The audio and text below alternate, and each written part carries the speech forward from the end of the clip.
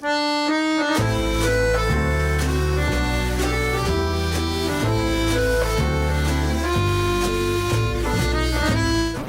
could go ahead and build your own coding and mapping notification system, but it takes time, and it sucks. Alternately, consider Courier, who's sponsoring this episode. They make it easy. You can call a single send API for all of your notifications and channels. You can control the complexity around routing, retries, and deliverability, and simplify your notification sequences with automation rules. Visit courier.com today and get started for free. If you wind up talking to them, tell them that I sent you, and watch them wince, because everyone does when you bring up my name. That's the glorious part of being me. Once again, you could build your own notification system, but why on God's flat earth would you do that? Visit courier.com today to learn more. Good morning, AWS, and welcome to the AWS Morning Brief, yada, yada, yada. Let's get to it. But before we do, Cloudflare set the internet abuzz with its new R2 object store. This has the potential to effectively wipe out egress charges for some forms of S3 data from AWS. I'll have more on that this coming Wednesday, but it's really getting to a point where if you're not using this, you might be considered negligent once it ships, if it performs as expected. Again, more to come. But let's find out what happened last week in the world of AWS, because an awful lot of things shipped as people scrambled to get things out before the Q4 started. Amazon ECR Public adds the ability to launch containers directly to AWS App Runner. Excellent. Another way to run containers on AWS. They need a few more of those. Amazon Monitron launches iOS app. I don't have Monitron devices, but I installed the app anyway. It doesn't let me do anything without a Monitron device, so I'm leaving a 1-star review in the App Store and a review saying this game sucks. Now, auto-terminate idle EMR clusters to lower cost. I don't know that I would classify turn the cluster off when it's done with its job as a particularly innovative feature, so much as I would one that's very long overdue. AWS announces AWS Snow Cone SSD.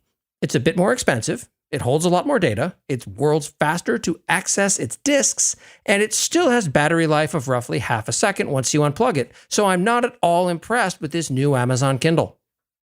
AWS announces the general availability of AWS Cloud Control API. Once it gets more global coverage across services, I'll look into it, but right now, it feels like it's more of a tool for tool builders than the tools themselves. I look forward to hearing all the corrections thrown my way for this one. AWS Backup simplifies recovery point deletions. It's now way easier to accidentally delete that backup upon which your company depends. Monitoring clock accuracy on AWS Fargate with Amazon ECS. Look, I have a simple rule. If AWS does an announcement that touches Amazon TimeSync service, I'll talk about it here. I love that thing because NTP is an old hobby of mine. Improving performance and reducing cost using availability zone affinity. Because AWS, of course, charges you 2 cents per gigabyte that moves between AZs, forcing you to decide just what a reliable, durable architecture is really worth to you. This, of course, doesn't apply if you use one of their crappier provided services because replication traffic for those is free. Amazon Managed Service for Prometheus is now generally available with Alert Manager and Ruler. Manager and Ruler is probably the most egregious case of title inflation I've seen so far. AWS's attrition issues might be worse than I'd thought. AWS Lambda functions powered by AWS Graviton 2 processor. Run your functions on ARM and get up to 34% better price performance.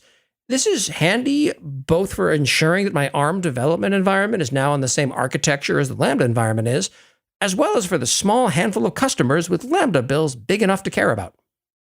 New, Amazon Genomics CLI is now open source and generally available, and another way to run containers on AWS, no doubt. This episode is sponsored in part by our friends at Chaos Search. You could run Elasticsearch or Elastic Cloud or OpenSearch as they're calling it now, or a self-hosted Elk stack. But why? Chaos Search gives you the same API you've come to know and tolerate, along with unlimited data retention and no data movement. Just throw your data into S3 and proceed from there as you would expect. This is great for IT operations folks, for app performance monitoring, cybersecurity, If you're using Elasticsearch, consider not running Elasticsearch. They're also available now in the AWS Marketplace if you'd prefer not to go direct and have half of whatever you pay them count toward your EDP commitment. Discover what companies like Klarna, Equifax, Armor Security, and Blackboard already have. To learn more, visit chaossearch.io and tell them I sent you just so you can see them facepalm yet again. Now, AWS Step Functions supports 200 AWS services to enable easier workflow automations. There used to be 17 ways to run containers in AWS and 17 AWS services supported by Step Functions. Now there are 200 of at least one of those. Coming January 2022, an updated Amazon QuickSight sign-in experience. I'm struggling to reconcile will undergo minor updates with here's 3 months notice. Defining an AWS multi-account strategy for a digital bank. Wells Fargo probably wouldn't have picked both Azure and Google Cloud as their primary cloud providers if AWS had included the term multi-account strategy in their proposal. Complying with city-level embargoes using Amazon CloudFront. I confess I didn't realize that there were embargoes so narrowly scoped that you could evade them simply by going for a walk. Wicker, an AWS company, offers a secure and compliant solution to protest organizational communications. Yes, why fix Chime when you can simply acquire a similar service and further confuse the messaging?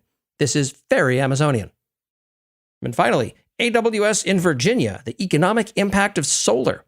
The linked PDF states that from 2011 to 2020, AWS spent $35 billion on data centers in Virginia. That is a huge pile of money and really speaks not only to the sheer scale of what AWS does, but also to just how much money they're making in managed NAT gateway data transfer. And that's what happened last week in AWS. I'm cloud economist Corey Quinn. I'll talk to you later this week.